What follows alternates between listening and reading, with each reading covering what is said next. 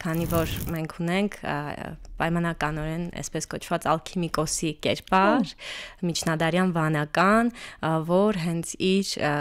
սենյակում աշխատում է տարբեր քիմիական գործընթացների շուրջ։ Մեր ուսումնասիրած ձեռագրերում միշտ հանդիպել ենք այդ տողերին, որ ձեռագրերը սկսել են աղոթքով եւ Աստծուն ուղղված խոսքով, որ շիտականի իրենց գործը, քանի որ իրենք իրենց արհեստին, ընդ որում ալքիմիական արհեստը նաև կոչել են արվեստաբանություն, վերաբերել են մեծ խոնարհումով, ալքիմիան քիմիայի հենց նախակարապետն է եղել, ու հայերը վերաբերել են դրան հենց որպես գիտություն, այսինքն միայն բառացի կարդալ ու ընկալել ձեռագրերը, հատկապես ալքիմիական ձեռագրերը խորհուրդ չի տրվում։ Նախ պիտի հասկանալ, որտեղ այնտեղ տերմիններ, եզրույթներ կան, որոնք իրականում դժվար հասկանալի են։ Ծածկագրված է։ Ահա, միջնադարյան ալքիմիայով, քիմիայով եւ այս գիտական հետազոտություններով առհասարակ զբաղվել են հոգեվորականները, քանի որ հենց իրենք հասկացել են, որ մեզ շրջապատող աշխարհի ուսումնասիրությունը ամենաուղիղ ճանապարհն է Աստծուն ճանաչելու։ Այսինքն դեռ միջնադարում հայերն իմացել են, որ երաժշտությամբ հնարավոր է բուժել հիվանդություններ, եւ դրա մասին գրում է նաեւ Հովանես Բլուզը մեկնություն քնարական իր աշխատության մեջ։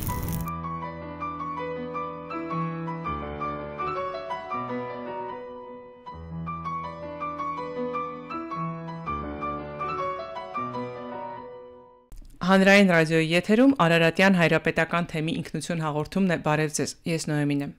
Սիրելի ունկնդիրներ, Հայաստանի մայրաքաղաքում Երևանում գիտենք, որ մի շատ կարևոր ու շատ թանկարժեք վայր կա,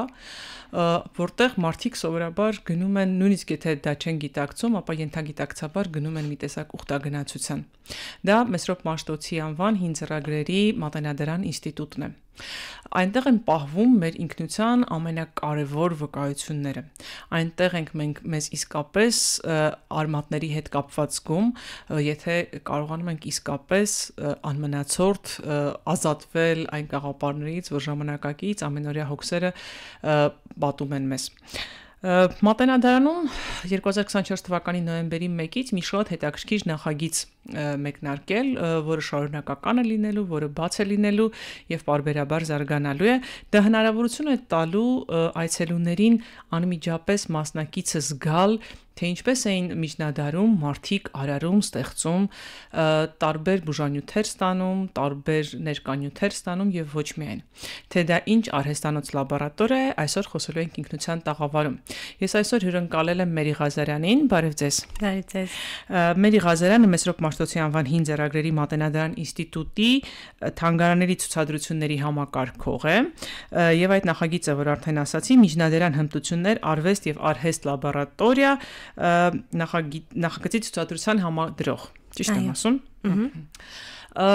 Ինձ շատ ուրախացրեց նախագիծը, որովհետև թանգարանները 21-րդ դարում արդեն ուղակի այցելուների համար չեն, որտեղ գաս տեսնես ու հեռանաս։ Ինչքան արագ է որևէ թանգարան դառնում ինտերակտիվ, այնքան ավելի հաճելի, սիրելի ու արագ է սիրելի դառնում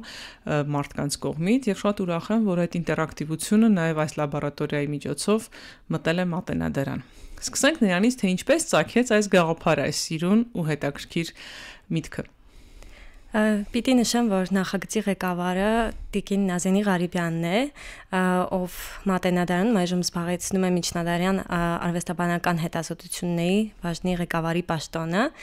եւ այն ժամանակ լինելով թանգարանի տնօրենը, մենք միասին շատ հաճախ էինք մտածում, թե ինչ կարելի անել, որ թանգարանը չընկալվի միայն ձեռագրերի պահոց, այլ իսկապես այն գիտելիքն ու իմաստնությունները, որոնք պահվում են մեր ձեռագրերում, հաղորդակից դարձնենք մեր այցելուներին եւ անշուշտ համադրելով բոլոր մտքերը, հույզերը եւ մեր գիտական հետազոտությունները եւ հետազոտողների ընթացիկ հետաքրքրությունները, մենք մտածեցինք, որ ժամանակն է ստեղծել այս լաբորատորիան, լաբորատորիա ցուցասրահը եւ համադրել այդ սրահում ինչպես ցուցադրային, այնպես եւ ինտերակտիվ բաժինները, Ցուցադրությունը բաղկացած է, ինչպես արդեն հասկացաք եւ դուք էլ նշեցիք, երկու բաղադրիչներից։ Մենք ցուցադրում ենք ինչպես այն նյութերը, որոնցից մարդիկ մշակել են եւ ստացել տեղաբույսեր կամ ներկեր, այնպես եւ ներկայացնում ենք բուն գործընթացը։ Այն գործընթացը, որ տեղի է ունեցել, օրինակ, գղտորից թանակ ստանալու ժամանակ։ Իսկ ինչ է գղտորը եւ ինչպես է այն թանակ ստանում, թե հիմա գաղտնիքները չեք բացի։ Դե բոլոր գաղտնիքները բնականաբար չենք ցանկանա բացել, որպեսզի հետաքրքիր լինի այցելությունը, բայց դրանք նյութեր են, որոնցից հայերը ստացել են տարբեր ներկանյութեր, այդ թվում թանակներ եւ երբեմն այնպիսի թանակներ, որոնք եղել են ջրակայուն ու դրա շնորհիվ է, որ օրինակ վերականգնման բաժնի մեր աշխատակիցները այսօր կարողանում են պարզապես լվանալ ջրի մեջ մագաղաթյա թերթերը եւ կորուստներ չունենանք ներկանյութի։ Ինչպես տեսնում եք, հսկայական հետազոտություններ են տեղի ունենում Մատենադարանում, գիտական, հետազոտական, որոնց հիմքով էլ հենց ստեղծվել է մեր ցուցասրահը։ Դրանք հայկական ներկերը աշխարհում միշտ հայտնի են եղել եւ դրանք ոչ միայն ջրակայուն են եղել, թերևս նաեւ ժամանակակայուն են, որովհետեւ օրինակ Քոբայրի վանքի որմնանկարները անձրևի, քամու, լույսի ձյան տակ դարերի ընթացքում իրենց թարմությունը, գեղեցկությունը չեն կորցրել եւ դա թերևս մեր միջնադարյան վարպետների գիտելիքի այն հզոր պաշարն է, որ մարդիկ օգտագործել են չմտածելով կարճ ժամանակով, այլ մտածելով երկարաժամկետ կտրվածքով, երկարաժամկետ թռիչքով։ Գիտեք ինչն է ինձ հետաքրքրում այդ նախագծի մեջ, երբ որ դու գնում ես, տեսնում ես ձեռագիր, ասում ես, օ, ինչ սիրուն է, ինչ գեղեցիկ է, լսում ես, որ հորթի կաշին մշակել են, ներկստացել են ու գրել են, դու դա հասկանում ես ուղղակի տենց 2D այսպես հարթ ինֆորմացիա ու գնում ես առաջ, բայց երբ որ դու սկսում ես պատկերացնել, թե ընթացքը ինչքան երկար է, մի գույնը, մի երանգը ստանալու համար ինչքան ժամանակ պիտի ծախսեին, դու սկսում ես արդեն մաշկիդ վրա զգալ, թե ինչպես են աշխատել այդ մարդիկ այդ դժվարությամբ, եւ ինչու, ասենք, մի ձեռագիր ընդօրինակելու համար կարող էր մի քանի տարի պահանջվել, չէ՞։ Անշուշտ։ Շատ բարդ գործընթացներ են եղել ու այստեղ պետք է նշենք, որ միջնադարյան վարպետները, նկարիչները, այսինքն մանրանկարիչները հենց իրենք էին պատրաստում իրենց ներկերը։ Ինչու՞։ Քանի որ բնական ասենք լիներ ինչ որ մեկը որ ներկերը պատրաստել իրեն գնային այդ մարդուց բերեին օգտագործեին բնական հումքով պատրաստված ներկերը իրականում շատ շուտ են փչանում եւ գործնական կատարումներից ելնելով նկարիչները երբեմն ստիպված էին արագ իրենց ձեռքի տակ ունենալ համապատասխան նյութերը եւ դրանց միախառնման քիմիական որոշ գործընթացների հանդեպ իրենց ինքնագիտակցության միջոցով ստանալ այն հարուստ գույները, որոնք իսկապես իրենց հմայքը չեն կորցրել առ այսօր։ Իսկ կան տարբերություններ, ենթադրենք օրինակ զարդանախշերի առումով կամ ներկերի գույների երանգների առումով տարբերվում են Կիլիկյան Հայաստանի, Արցախի դպրոցը, Վան Վասպուրականի դպրոցը եւ այլն։ Ներկանյութերի պատրաստման, այսպես ասած, տեխնոլոգիաների մեջ էլ կան տարբերություններ։ Անշուշտ։ Եվ էլի նշեմ, որ դրանք հետազոտվում են մեզ մոտ, հատուկ կենսաքիմիական լաբորատորիաներում, որովհետև այդ գիտելիքը մեզ անհրաժեշտ է նաև ձեռագրերի վերականգնման գործընթացներում, իսկ ինչ վերաբերում է մանրանկարչական ավանդույթին, մենք ունենք հարուստ մանրանկարչական դպրոց, ավելի ճիշտ ավանդույթ, որը որ մի շարք դպրոցների հանրագումար է եւ յուրաքանչյուրն ունի իր գունազգացողության առանձնահատկություն եւ մասնավորապես մեկ օրինակով հենց լաբորատորիայի հետ էլ կապելով նշեմ, որ օրինակ մենք ցուցադրում ենք այնտեղ մի գույն ստանալու համար տարբեր նյութեր հենց կարմիր ստանալու համար ոչ միայն ворթան է գործածվել, այլ նաև օրինակ կակաչի թերթեր, տորոն եւ այլ նյութեր, որպեսզի մարդիկ այցելուները հասկանան, թե ինչքան բազմաշերտ է իրականում այս գիտությունը,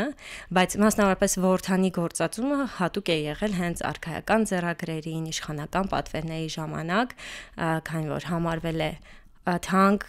ներկանյութ եւ գործածվել է միայն այսպես հատուկ պատվերների ժամանակ, ինչպես նաեւ արդեն եկեղեցական կնքադրոշների դեպքում եւս որդանը որպես գույն տարբերել է դրանք այլ դրոշմներից եւ այլ գործածումներից։ Որդանի ստացվող ներկերի նման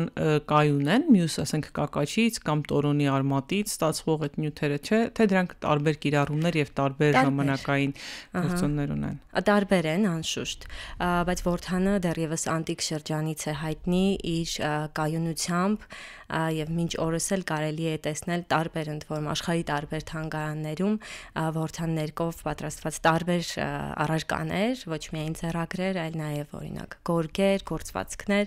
արխայական թիկնոցներ, այո, որոնք որ պահպանել են գույնի պայծառությունը եւ անտիկ հեղինակները եւս նշել են այս գույնի մասին, այս նյութի մասին ու Հայաստանը համարել են որդանի երկիր։ Արևելյան հրաշքը համարել են, բայց գիտենք, որ նաեւ որդան կարմիրը ոչ միայն որպես ներկանյութ է օգտագործվել, այլ նաեւ այլ գաղտնիքներ ունի այդ հրաշքը։ Այո, շատ այլ գաղտնիքներ, որը ցուցադրվում է լաբորատորիայում։ Այո, որդանը գործածվել է նաև տարբեր բուժական բալասանների պատրաստման գործընթացում, այդ թվում արքայական բալասանի պատրաստման մեջ գործածվել է որդանը, որդանից պատրաստվել են կոսմետիկ միջոցներ, քսուկներ եւ նույնպես այստեղ ձեր թույլտվությամբ կցանկանայի նշել այն կենթանի ավանդույթի մասին, որ գործում է մինչ օրս, քանի որ մեր գիտաշխատողներից Արմեն Սահակյանի ջանքերով այս գիտելիքը միայն գրքային եւ հետազոտական հետաքրքրություն չէ մեզ համար, այլ նաեւ գործնական մի նախագիծ Արմեն Սահակյանը վերականգնելով տարբեր բաղադրատոմսեր որդանի հիմքով եւ այլ նյութերի միախառնմամբ ստանում է թե բալասաններ եւ թե անուշաբույր յուղեր, ինչպես նաև փորձում ենք որոշ քայլեր ձեռնարկել ներկերի պատրաստման հարցում։ Այսինքն կարելի է գալ մատենադարան, լաբորատորիայում տեսնել ինչ հետաքրքիր բաներ կան եւ դրանց մի մասի պատրաստի արդյունքը արտադրանքը գնել, օգտագործել, մարմինը խնամել, օծանելիք եւ այլն եւ զգալ արքայադուստր, արքայաթագուհի։ Այո, մենք աշխատել ենք հենց այդ ուղղությամբ, որ կենթանի պահենք մեր իսկ ավանդույթը ցավալիորեն այսօր մեզանում ավելի տարածված է մեր մասին, հայերի մասին խոսել տեքստուալ մակարդակում կարծես թե մենք այլևս չկանք, գոյություն չունենք, չենք գործում, չենք ապրում, այո։ Իսկ նման նախադեպերը, նման նախագծերը հենց այսպիսի նշանակություն եւ կարեւորություն ունեն, որ մենք մանկահասակ երեխաներից մինչև մեծահասակներ փորձում ենք նրանց իրենց հատուկ լեզվա մտածողությամբ եւ բառապաշարով ներկայացնել այն, ինչ մենք ունենք եւ ինչ պահպանում ենք։ Ասացիք, որ ամեն տարիքին բնորոշ լեզվա բառամթերքով, որ տարիքի սկսած հետաքրքիր կլինի այցելել այդ լաբորատորիան։ Մեզ արդեն իսկ այցելում են նաև դպրոցականներ, դպրոցական խմբեր են գալիս եւ նրանք մասնակցում են ինչպես զբոսայցին, շրջայցին, այնպես եւ վարպետաց դասերի, որոնք որ կարծում եմ շատ հետաքրքիր կլինեն, հատկապես հենց երեխաների համար, քանի որ մենք հնարավորություն ենք ընձեռում այդ դասընթացների շրջանակում, որ նրանք առնչվեն հենց մեր մանրանկարչության սկզբունքներին, ամբողջությամբ փորձել ենք հարազատ մնալ միջնադարյան սկզբունքին եւ ինչպես որ ծաղկողներն են ընդօրինակել պատկերները նախատիպից, այնպես եւ նրանք եւ նույնպես եւ մեծահասակներն ինչու ոչ կարող են նախատիպից ստանալ պատկերը եւ այնուհետեւ այն գունազարդել հենց բնական հումքով ներկերով։ Այսինքն, եթե մեկը գալիս է լաբորատորիա, կարող է իսկապես բոլոր մասնագիտական առանձնահատկությունները իմանալ, օգտագործել, որտեղ գիտեմ, որ ծաղկողները կամ մանրանկարիչները որևէ ընձեռագիր կամ հատկապես տերունի արտահայտություն կամ նկար ընդօրինակելիս կարող են ամբողջ 40 օր պահք պահել կամ անգամ ծոմ պահել, ասենք Աստված բառը գրելու համար հիշատակումներ կան, որ 3 օր ծոմեր ապաշխարել եւ այլն։ Այսինքն նաեւ աղոթքի կամ աղոթքով սկսել աշխատանք եւ այլն, այդ ամբողջ մթնոլորտն եք վերականգնում։ Այո, իհարկե, երեխաները այդ գործընթացին մասնակցում են արդեն բեմադրված մեր ներկայացման միջոցով, քանի որ մենք ունենք պայմանականորեն այսպես կոչված ալքիմիկոսի կերպար, միջնադարյան վանական, որ հենց իր սենյակում աշխատում է տարբեր քիմիական գործընթացների շուրջ եւ իր գործը սկսում է աղոթքով, քանի որ մեզ էլ մեր ուսումնասիրած ձեռագրերում միշտ հանդիպել ենք այդ տողերին, որ ձեռագրերը սկսել են աղոթքով եւ Աստծուն ուղղված խոսքով, որ շիտականի իրենց գործը, քանի որ իրենց արհեստին, ընդ որում ալքիմիական արհեստը նաև կոչել են արվեստաբանություն, վերաբերել են մեծ խոնարհումով եւ հասկանալով, որ դրան պետք է մոտենալ ոչ միայն հենց բուն գործնական գիտելիքներով, այլ նաև խոր իմաստնությամբ եւ հասկանալ, որ այնինչ ստեղծում են, ի վերջո ծառայելու է այսպես ասած հանրային բարիքի, ուստի պիտի Աստծով ուղղորդվեր աշխատանքը, որպեսզի այն հաջող լիներ։ Հետաքրքիր է, փաստորեն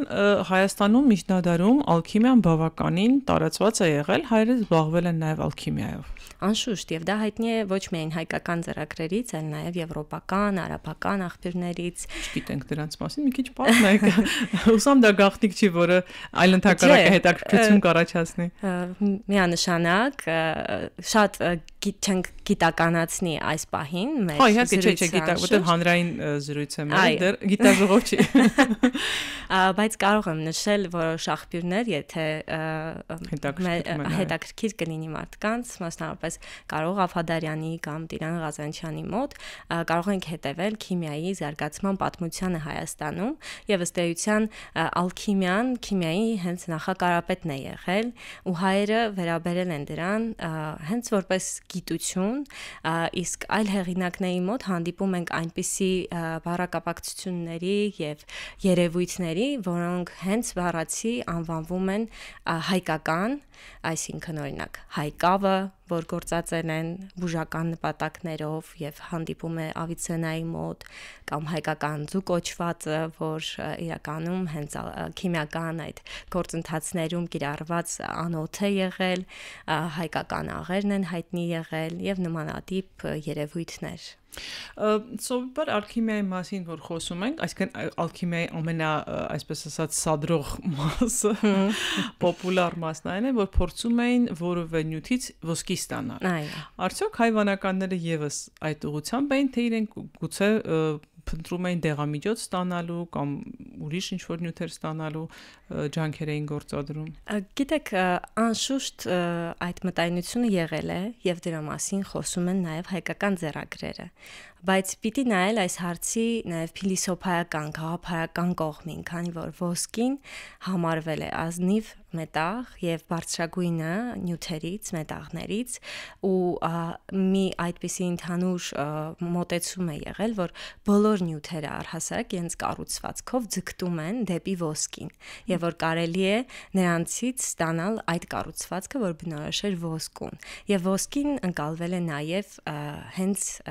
որպես բարձրագույն իմաստնություն, ճշմարտություն,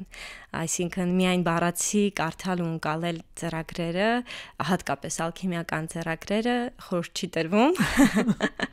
Նախ պիտի հասկանալ, որտեղ այնտեղ տերմիններ, եզրույթներ կան, որոնք իրականում դժվար հասկանալի են։ Ծածկագրված է։ Ահա։ Շատ ալքիմիական գիտությունը առհասարակ փոխանցվել է սովորաբար ընտանեկան միջավայրում, հորից որդուն, դա ունեցել է ինչպես գործնական, այնպես էլ գաղափարաբանական նշանակություն։ Գաղափարաբանական նշանակությունն այն է եղել, որ ամեն մարդ չէ, որ կարող էր իսկապես բարի գործածել այն գիտելիքը, որ կփոխանցվեր, եւ գործնականն էլ եղել է այն, որ երբ տարածում ես գիտելիքը, այլևս քո անհրաժեշտությունը չի լինում։ Երբեմն ուղիղ նման դիտարկումների ենք հանդիպում, որ այո, ամեն մարդ չի որ պետք է դա իմանա։ Հիմա էլ չէ, կան մարդիկ, ասում են արհեստը սովորեցնելուց մեկը ինչ որ մի բան գաղտնի է պահում, Պիտի պահվեր եւ սովորաբար հենց այդ տեքստերը կամ բառերը, բառակապակցությունները կարևոր նյութերի ծածկագրվում էին։ Մի ընդհանուր ծածկագիր նշել չենք կարող, իհարկե, հասկանալի է, որ տարբեր ուրեմն աշխատավորներ իրենց ուրույն ծածկագրերն են ստեղծել, սակայն մի ընդհանուր տրամաբանություն թերևս նկատելի է, քանի որ հայոց այբուբենն ունի թվային համակարգ, միավորների, տասնավորների եւ այսպես շարունակ, այդ թվային համակարգը կիրառվել է նաեւ ծածկագիր ստեղծելիս, ու երբ դու իմանում ես 9 նշանագրերը, երբ կարողանում ես դրանք գտնել եւ բացահայտել, ուրեմն ողջ տեքստն արդեն կարող ես համարել, որ գաղտնազերծված է։ Հետաքրքիր է, բայց իրականում բոլոր գաղտնի այբուբեններն են այդպես եղել, թե գուցե ասենք ալքիմիկոսները օգտագործել են այսպիսի գաղտնային այբուբեն, բժիշկները մեկ այլ այբուբեն, չգիտեմ, ալքրական լաբորատորիայում աշխատողները օրինակ, որպեսզի որթան կարմիրը ոչ մեկ չհասկանա ու չպատրաստի, իրենք ուրիշ սկզբունքով են գաղտնագրել։ Գաղտնագրերի սկզբունքները, այո, կարող են տարբեր լինել, ես մի ընդհանուրը պարզապես նշեցի, բայց գաղտնագրերը նաև կարող էին լինել օրինակ տարբեր նյութերի հետ կապված ընդհանուր գիտելիքի հիման վրա, օրինակ ոսկին արևի սիմվոլիկայի հետ էր ասոցացվում եւ երբեմն ոչ թե ոսկի հենց բառն էին գաղտնագրում, այլ նյութը օգտագործելով այն խորհրդաբանությունը, որ գոյություն ուներ, ընդհանուր մի խորհրդաբանություն բոլոր այդ ժամանակի գիտնականների ընկալելի, հասկանալի, հա։ Այո, եւ բնականաբար այդ ամենը կապված էր նաեւ աստղագիտության, գիտելիքի հետ, աստղերի եւ երկնային մարմինների, շարժերի, տրամաբանության հետ, ամենը փոխկապակցված է եղել միջնադարում։ Պիտի նշեմ, որ նաեւ բժշկության հիմնական սկզբունքներից էր դա, որ եթե մարդը հիվանդանում է, ուրեմն նա իր մարմնի մի մասը, իսկ մարմինը համարվում էր, որ 4 տարերի ազդեցության ոլորտ է, դուրս է եկել հավասարակշռությունից։ Եվ պետք է վերադարձնել նրան հավասարակշռության։ Նրան բուժելու համար վերադարձնում էին հավասարակշիռ վիճակի։ Երբ տաքն ու սառն էին համադրվում կամ, չգիտեմ, հողն ու ջուրը։ Հետաքրքիր բան ասացիք, այսինքն աստղագիտություն օգտագործելով ոչ թե հաշվել տոմարներ, այլ հաշվել թե զոդիակի, որ աստղակերպի մեջ է այդ ժամանական ընթացքում, թե այո, նաև այդպիսի ավանդույթ է եղել, երբ համարվել է, որ դեղատոմսը, բուժական միջոցը շատ ավելի մեծ ազդեցություն կունենա, եթե ստեղծվի այս կամ այն համաստեղության ազդեցության շրջանում, այսինքն երբ արևը գտնվում է օրինակ խոյի կամ ցուլի համաստեղության մեջ,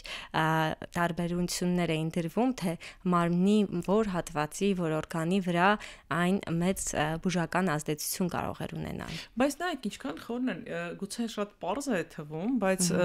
օրինակ, ենթադրենք, որ ասում են այստեղը պիտի պատրաստվեր խոյի համաստեղության ազդեցության տակ, դա նշանակում էր, որ առնվազն մարտին ինչ որ դեղաբույս իր կենսաբանական նյութերի պարունակությամբ ավելի ակտիվ է, որը ասենք արդեն մայիսին չէր լինի, ենթադրենք։ Կամ մարդու օրգանիզմում էլ չէ, կենսաբանական ֆերմենտները, հորմոնները եւ գործընթացները տարբեր են ու ասենք այդ ժամանակ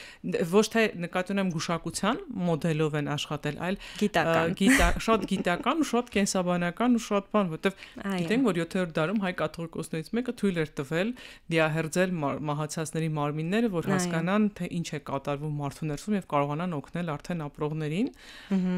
Եվ մենք կարոտ ենք իսկապես կուզեի էլի առիթից օգտվելով ասել, որ մենք մատենադարում միջնադարանը եւ հայ մշակույթն առհասարակ կարոտ է, որ մեր ավանդույթը վերանայվի հենց գիտական անկյան տակ, թե ինչ են արել եւ ինչպես են հասկացել միջնադարում մարդիկ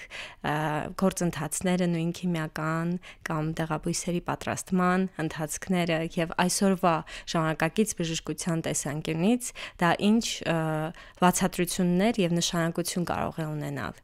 Հա իսկապես դեռ մենք մեզ հասկանալու խնդիր ունենք իրականում, հա, որովհետեւ մեր նախնիներն են իրենք խոսել են հայերեն, գրել են գրաբար այսօր հնարավոր է վերցնել, նստել ու սովորել, բայց դա դեռ մեկը բավական չի լինի իրենց ամբողջությամբ հասկանալու համար։ Նույնիսկ ինձ թվում է եթե գաղտնագիրը բացահայտես, չէ, կարդաս, դեռ վստահ չես կարող որ կհասկանաս թե ինչ էր ուզում ասել հեղինակը։ Անշուշտ, քանի որ համատեքստերն են շատ տարբեր եղել, մեր պատմության զարգացման ուղիներն այնքան են կոտրատվել, երբեմն կտրվել եւ շարունակվել մեկ այլ տրամաբանության մեջ, որ ձեռագրերն էլ կրում են այդ ամենի դրոշմը։ Անշուշտ ծրագրեր կան, որտեղ որ որոշ բառեր արտահայտություններ արաբերեն, պարսկերեն են, հա, քանի որ այս տեսությամբ գրվել եւ փոխանցվել են արդեն հետագա սերունդներին, այնպես որ հետազոտողը, ուսումնասիրողը նաեւ պիտի պատմական համատեքստերը լավ հասկանա, տիրապետի եւ առաջին հերթին հասկանա, որ պատմական համատեքստը եւս կարեւոր է նյութին անդրադառնալիս։ Հիմա աշխարհում համարվում է գաղափարների, իդեաների սով։ Մարդիկ մտածում են, էլ ինչ կարելի է անել, որ հետաքրքիր լինի, ինչով կարելի է արվեստագետը, երաժիշտը, չգիտեմ, ֆիզիկոսը եւ այլն տարբերվել հազարավոր նման մասնագիտության տեր մարդկանցից։ Ինձ թվում է ուղղակի մենք չենք ֆիքսել, որ կարելի է գալ մատենադարան, իսկական ժառանգության մեջ գտնել այդ առանձնահատկությունը, յուրահատկությունը, որը մեզ իսկապես ես չեմ ասում մենք ավելի լավը կլինենք կամ ավելի վատը կլինենք, մենք որևէ յուրահատկությամբ կսկսենք առանձնանալ եւ դա օգտագործել հօգուտ մեր պետության եւ մեր մշակույթի զարգացման։ Այո։ Ես մի հետաքրքիր բան նկատեցի Արհեստանոց լաբորատորիան այցելելիս, շատ հետաքրքիր ու անուշ բույր կար։ Եվ ձեր լաբորատորիայի գիտաշխատող Լուսինեն ասաց, որ դրախտի բույր ենք շարժել, դրա համար այս անուշ բույրը կար։ Ես ուղղակի անհարմար զգացի ցույց տալ իմ չիմացությունը այդ պահին, բայց ինչ նկատներ դրախտի բույրը ինչ էր, որ շարժել էին եւ այդ բույրը տարածվել էր ամբողջ սրահով մեկ։ Դրախտի բույրի համար էլ պարտական ենք Արմենին Սահակյան, նա է գաղտնազերծել, ուսումնասիրել նաև հայերի անուշաբույր յուղերի, օծանելիքների այս ավանդույթը եւ հայտնաբերել, որ 40 եւ ավել բուսատեսակներից հայերը պատրաստել են մի այդպիսի անուշաբույր յուղ, որն անվանել են դրախտի բույր, համարելով, որ այդ բույրը կապում է մեզ դրախտին։ Այստեղ մի հետաքրքիր բան հիշեցի, մի դիտարկում, որ կարող է նաև բացապարզել այս տրամաբանությունը։ Ներսես Շնորհալին մի հետաքրքիր դիտարկում ունի, ասում է, որ առհասարակ կյանքում ամեն ինչ երկու ոլորտի կարելի է բաժանել։ Այն բաները, առանց որոնց մարդը չի կարող ապրել, եւ բանկ վայելչական։ Այսինքն նկատի ունի անուշ բույրերը, քաղցր հնչյուններ, վառ գույներ, առանց որոնց մարդն այո կարող է ապրել, բայց դրանք են այն աստիճանները, որոնք մեզ մոտեցնում են աստվածային ոլորտներին։ Այսինքն կա կենցաղային առաջին անհրաժեշտության ոլորտ, որտեղ սովորական պարզ հաց ու ջուր պիտի ունենաս, որ ապրես, եւ կան բաներ, որոնք արդեն այդ առաջին անհրաժեշտությունից դուրս են եւ մեզ բերում են ավելի բարձր որակների, ավելի բյուրեղացած լինելու որակներին։ Եվ հենց դա էլ բացատրում է այն, որ մեր միջնադարյան ալքիմիայով, քիմիայով եւ այս գիտական հետազոտություններով առհասարակ զբաղվել են հոգեվորականները, քանի որ հենց իրենք հասկացել են, որ մեզ շրջապատող աշխարհի ուսումնասիրությունը ամենաուղիղ ճանապարհն է Աստծուն ճանաչելու։ Ինչ հետաքրքիր բան ասացիք իրականում, հա, որովհետև ոնց նայում եմ 5-րդ դարից հետո մեր բոլոր մեծերը հոգևորականներ են։ Մեսրոպ Մաշտոցը հոգևորական է, Խորենացին հոգևորական է, Ամիր Դովլատ Ամասյացի, Մխիթար Հերացի, Անանյա Շիրակացի, ֆիզիկոս, աստղագետ, մաթեմատիկոս եւ այլն, չգիտեմ, Նարեկացից, մինչեւ Գարեգին եպիսկոպոս Սրվանստյանց, ազգագրագետ Գարեգին Հովսեփյան, չգիտեմ, մարդիկ, ովքեր հոգևորն ու աշխարհիկը առանձնացնելով չեն, հոգևոր ու աշխարհի գիտությունը առանձնացնելով չեն, այլ ամբողջականը դիտարկելով ամբողջագիտությամբ են զբաղվել, ոչ թե մասնագիտությամբ։ Տեղիներ։ Ինչ արհեստներ ու գիտություններ են ներկայացված լաբորատորիայում։ Ինչպես նշեցինք, մանրանկարչությունը եւ ձեռագրարվեստը մենք ներկայացնում ենք տարբեր նյութերով, որոնցից մարդիկ ստացել են ներկեր, գույներ, ներկայացված են նաև բալասաններ եւ բույրերը, բժշկությունը եւ օծանելիքը։ Այո։ Դրախտի բույրը իդեպ թագուհիների օծանելիք էր, հա, ճիշտ հասկացած ես։ Այո, եւ նաև բուժական միջոց, քանի որ անուշաբույր յուղերը, եթերայուղերը առհասարակ կրել են նաև բուժական որոշ ազդեցություններ, որոնք գործածվել են նաև այդ նպատակով, ոչ միայն կոսմետիկ, այլ նաև բժշկական նպատակներով։ Եվ ցուցադրության մասն են կազմում նաև երաժշտական գործիքների եւ այսպես կոչված երաժշտաբուժության մասը, քանի որ երաժշտությունը եւս համարվել է շատ կարեւոր միջոց մարդու հոգեկան եւ ֆիզիկական հավասարակշռության վերականգնման համար, համարվել է, որ ամենակատարյալը ձայներից իհարկե մարդու ձայնն է, բոլոր գործիքներից առավել, քանի որ մարդուն այդ պարագայում այլ նյութի անհրաժեշտություն չկա, որ կարողանա երաժշտության եւ հնչյունի հնչողության միջոցով կապվել երկնային ոլորտների հետ։ Այսինքն դեռ միջնադարում հայերն իմացել են, որ երաժշտությամբ հնարավոր է բուժել հիվանդություններ եւ դրա մասին գրում է նաեւ Հովանես Բլուզը մեկնություն քնարական իր աշխատության մեջ, իսկ մեր օրերում գրում է Արուսյակը Թամրազյան ուսումնասիրելով առհասարակ մեր միջնադարյան երաժշտական ավանդույթը, մենք փորձել ենք հնարավորինս համապարփակ եւ իհարկե ցուցասրահի ինձեռած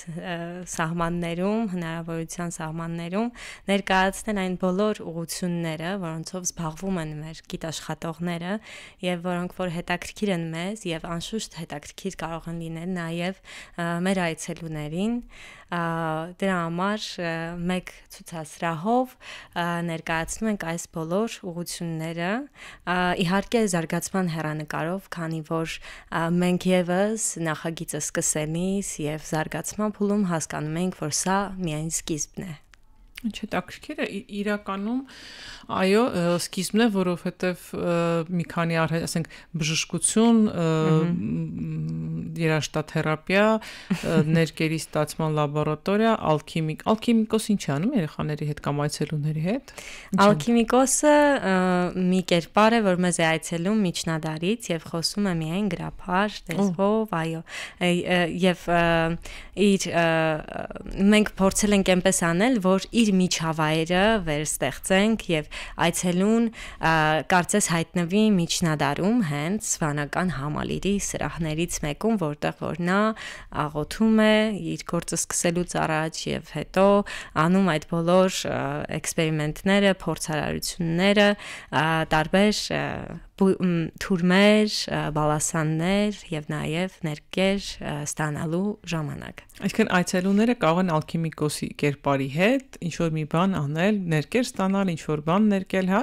Նրանք որոշակի մասնակցություն ունենում են, այո, երբեմն տալիս ենք, որ ինչ որ նյութեր իրենք հավանգով հենց մանրացնեն կամ մի բան խառնեն, իսկ վերջում նաեւ արքայական բալասանի համտեսին են մասնակցում, փորձում են այդ թուրմերի համը, այո, փակագծերը շատ չբացեն։ Չնայած միևնույն ինչքան ուզում ես իմանում ես ավելի է շահագրգռված լինում գնալու։ Քանի հոգով կարելի է գնալ։ մեկ այցելության ժամանակ քանի մասնակից կարող են ընդունել սրահը։ Մինչև 15 սովորաբար, քանի որ տարածքի տարածքի հնարավորությունից ելնելով մենք 15 անձ ենք նշել, ամենամեծ քանակը խմբային այցերի պարագայում, եւ իհարկե ով ցանկություն ունենում է, կարող է գալ եւ այցելել մեզ, արդեն որոշ տարբեր տոմսեր են գործում եւ ըստ ցանկության մարդը կարող է մասնակցել տարբեր շրջայցերի, քանի որ երբ խմբային այց չի, որ 10-ից 15 անձ է ենթադրում, մեր ալքիմիկոսին մենք ստիպված ենք լինում չհրավիրել, բայց երբ մինչև 10 անձ ենք ընդունում, նրանց նույնպես հնարավորություն ենք տալիս այդ ինտերակտիվ հարաբերությունը զգալ արդեն վարպետաց դասերի, կրթական ծրագրերի միջոցով, քանի որ շրջայցը ուղեկցվում է նաև այդպիսի ինտերակցիայով։ Իսկ մի քիչ գաղտնագիր կարդալ սովորեցնելու եք։ Գաղտնագրով նրանք կարող են գրել իրենց անունը կամ որևէ մաղթանք, քանի որ մենք այնտեղ սրահում ունենք մի խաղի սեղան, դուք արդեն այցելել եք, գիտեք։ Այո։ Չէ, իմ անունը գրել եմ սիրելի ունկնդիրներ, գաղտնագրով գրել եմ։ Եղեգնյագրչով եւ թանկով, այո։ Իդեպ եղեգնյագրիչն էլ չէ, սրբազան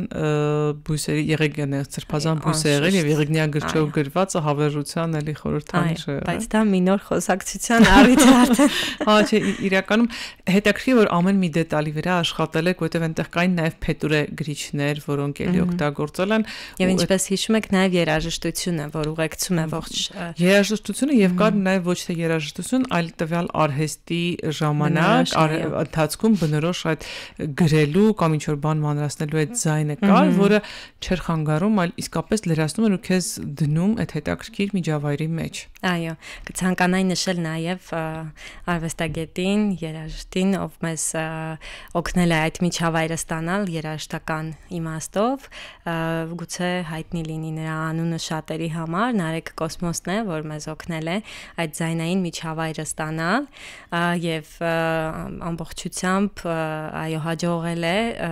ստանալ հենց միջավայրային ձայնը, որ չի խանգարում, բայց հակառակը օգնում է, որ այցելուն իսկապես մի պահ իրեն զգա վանական համալիրում։ Եվ բացի վանական համալիրը նաև առաստաղն է շատ հետաքրքիր,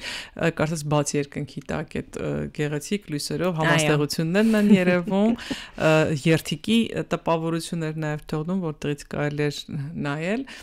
այսինքն միջավայրը շատ գեղեցիկ, շատ սիրուն ու նույնիսկ այդքան բույսերի առկայությամբ, այդքան նյութերի առկայությամբ քիմքդ ու քիթդ չի ծանրաբեռնվում ու դու չես ուզում դուրս վազես, այլ ընդհակառակ ուզում ես հասկանաս սա ինչ էր, բան, բայց այդ դրախտի բանը բույրի հետ կապված, որ ամաչեցի, շնորհակալություն, որ դուք իհարկե ուշացիք, բայց կարելի է օրինակ այդ նույն դրախտի բույրը որպես օծանելիք ձեռք բերել Մատենադարանից, հա։ Այո, դա նույնպես վաճառքի է ներկայացված, ինչպես եւ բալասանը ու շատ այլ միջոցներ, որ ստանում է պարոն Արմենը իր արդեն լաբորատորիաներում եւ ոչ միայն, քանի որ արքայական բալասանը հնեցում է անցնում հենց Նորավանքում։ Հա, հետաքրքիր է։ Իսկ այլ արհեստներ, առաջիկայում էլի հնարավոր կլինի վերականգնել բաննել որպես այսպես ասած լաբորատորիայի զարգացման ընթացք։ Մեծ ցանկություն կա եւ մեծ տրամադրվածություն անշուշտ աշխատելու այս ծրագրի վրա, քանի որ գիտելիքը անսպառ է, ձեռագրերը եւ նյութերը հետազոտության կարոտ եւ մենք նույնպես ունենք այդ ցանկությունը զբաղվելու եւ ամենակարևորը արդեն թանգարանում այն հանրամատչելի լեզվով ներկայացնելու այցելուներին։ Հուսանք առաջիկայում նորություններ կունենանք։ Անձամբ ձեզ համար այս նախագծում ինչն էր ամենատպավորիչը հենց ամենասկզբից եւ մինչեւ հիմա այս պահը, որտեղ ամիսների ընթացք արդեն անցել եք լաբորատորիան բացելուց հետո, որն էր ամենատպավորիչ մասը։ Այն, որ տպավորվում էր ամեն պահ։ Իսկապես ինձ համար էլ նախագիծը մի երկար ընթացք էր, որի ժամանակ ես ինքս էլ շատ բաներ սովորեցի, մեր գիտաշխատողների հետ հանդիպումների ժամանակ այնքան հետաքրքիր ուղղություններ բացահայտվեցին, որ ամբողջը չենք էլ կարողացել այս ցուցասրահում ամփոփել, ներկայացնել, բայց դա էլ հենց ամենահետաքրքիր եւ ամենահավես բաներից է, որ միշտ տեղ կա զարգացման։ Այստեղ են ասում հայ լինելը իսկապես հավես է, որովհետև գնում ես ու տեսնում ես, թե ինչքան խորն են արմատներդ եւ ինչքան կենսունակ են դրանք, որովհետև ոչ թե կոճղի նման ապրել, մեծացել եւ հիմա մեծ ծառից հետո կոճղ են դարձել եւ ուղղակի հիշողություն, այլ հենց հիմա կարելի է իսկապես դրանք օգտագործել, այդ ծառի պտուղներից օգտվել եւ բանել այդ պտուղները օրինակ ջրի կամ չգիտեմ ինչ որ էլի պրոդուկտի վերածել ու նորից օգտագործել ու շրջանառել ու զարգացնել մշակույթը։ Իմ խորին համոզմամբ մենք մեր պատմության ընթացքում միմիայն էտվել ենք, չենք կոտրվել։ Մի հյուր ունեի, էտվելու մասին ասացիք, հիշեցի, որ ասաց ծառին էտում են ցավ են պատճառում, որ ինքը ավելի լավ բերք տա, երբեմն ցավին մենք իհարկե դժվարությամբ ենք վերաբերում, բայց երբեմն դա մեզ օգնում է ավելի ուժեղանալ իհարկե։ Ցավը եւս մեր ուսուցիչներից մեկն է, եւ դաժան ուսուցիչը։ Գալիս է գիտակցումը, գալիս է նաեւ զարգացում։ Մեզ անդադ էտել են, բայց մենք կարողացել ենք այդ կենսունակությունը պահել թեկուզ մի բջիջի մեջ, մի փոքրիկ Հայաստանի մեջ, մի ափ Հայաստանի մեջ, բայց այդտեղից է զարգացնել, որովհետև սերմը, որից մեծ ծառ է դառնում, շատ ավելի փոքրիկ է, քան այն ծառը, որը ի վերջո աճում է, եւ կարեւոր այդ սերմը ամուր, կենսունակ ու խնամքով պահելն է։ Այո։ Մերի ջան, շատ շնորհակալ եմ եւ իսկապես ոչ միայն իմ անունից, այլ շատերի անունից ուզում եմ շնորհակալություն ասել ձեզ եւ ձեր ամբողջ թիմին, ովքեր այս գաղափարի հետևում կանգնած են, ովքեր այս գաղափարը սկսել են իրականացնել եւ շարունակելու են դեռ, որովհետեւ մի բան է, երբ որ դու գիտես, ինչ որ մի բան, մյուս բան, մի բան է, երբ որ դու ինքդ անմիջապես մասնակից ես դառնում, ինտերակցիայի մեջ ես մտնում այդ մշակույթի հետ, քեզ լրիվ ուրիշ կերպ է փոխում։ Շնորհակալություն շատ։ Ձեր գաղափարները միշտ առատ լինեն, ձեզ ուժու եռանդ նոր բացահայտումների, նոր նախագծերի համար։ Զգացված ենք։ Շատ շնորհակալություն։ Իսկ ես հիշեցնեմ, որ սիրելի ունկնդիրներ եւ ակնդիրներ, որ դուք կարող եք գնալ մատենադարան եւ մասնակից դառնալ իսկապես հետաքրքիր մի շրջայցի, անմիջապես ձեր ձեռքով զգալ, շոշափել, թե ինչից են պատրաստված այն նյութերը, որոնք գեղեցիկ պատկերներ են դառնում մեր մատյաններում, ինչից են պատրաստված եղել այն օծանելիքը, որով թագուհիները գերել են թագավորներին, ինչ են ըմպել բալասանի տեսքով արքաները, որ այդքան ուժեղ եւ իմաստուն են եղել, ինչպես են աշխատել հայ հոգեվորականները, ինչպես են ալքիմիան զարգացրել, ինչպես են տարբեր բուժանյութեր սարքել, ինչպես են կամ ինչ են տեսել աստղային երկնքում, որից գուցե ներշնչված ստեղծել են այն հսկայական մշակութային գիտական ժառանգությունը, որը այսօր մատենադարանում խնամքով պահվում եւ սպասում է մեզ որպես այցելու գնանք եւ դառնանք դրա կրողը։ Այսօր տաղավարում ես շատ սիրով զրուցեցի մատենադարանի ներողություն մի հատ ընդհանուր պլան էլի այսօր մատենադարանում ես շատ սիրով զրուցեցի Մերի Ղազարյանի հետ, ով Մեսրոպ Մաշտոցյան անվան 5 ձեռագրերի մատենադարան ինստիտուտի թանգարանի ցուցադրությունների համակարգողն է եւ միջդանդարյան հմտություններ արվեստ եւ արհեստ լաբորատորիայի այդ նախագծի ցուցադրության համադրողը եւ շատ մեծ բացահայտումներ արած արվեստագետ, ով նաեւ դասավանդում է եւ իր գիտելիքը արվեստագիտական գիտելիքը տալիս է նաեւ իրենից ավելի երիտասարդ ուսանողներին։ Շնորհակալություն Մերի։ Ձեզ շնորհակալություն։ Թող ներշնչանքը որպես արվեստագետ ձեր կյանքում շատ լինի, որ կողմ նայեք, սեր գտնեք։ Փոխադարձում եմ։ Ինքնության տաղավարում այսօր ես սիրով հյուրընկալել էի Մերի Ղազարյանին, ով Մեսրոպ Մաշտոցյան անվան 5 ձեռագրերի մատենադարան ինստիտուտի թանգարանների ցուցադրությունների համակարգողն է եւ միջնադարյան հմտություններ արվեստ եւ արհեստ լաբորատորիա նախագծի ցուցադրության համադրողը։ Շնորհակալություն սիրելի Մերի։ Ձեզ շնորհակալ։ Թող ներշնչանքը ձեր կյանքում շատ լինի, որ կողմ նայեք, սեր գտնեք։ Շատ զգացված եմ։ Ինքնությունը եթերում կլինի հաջորդ շաբաթ ցտեսություն։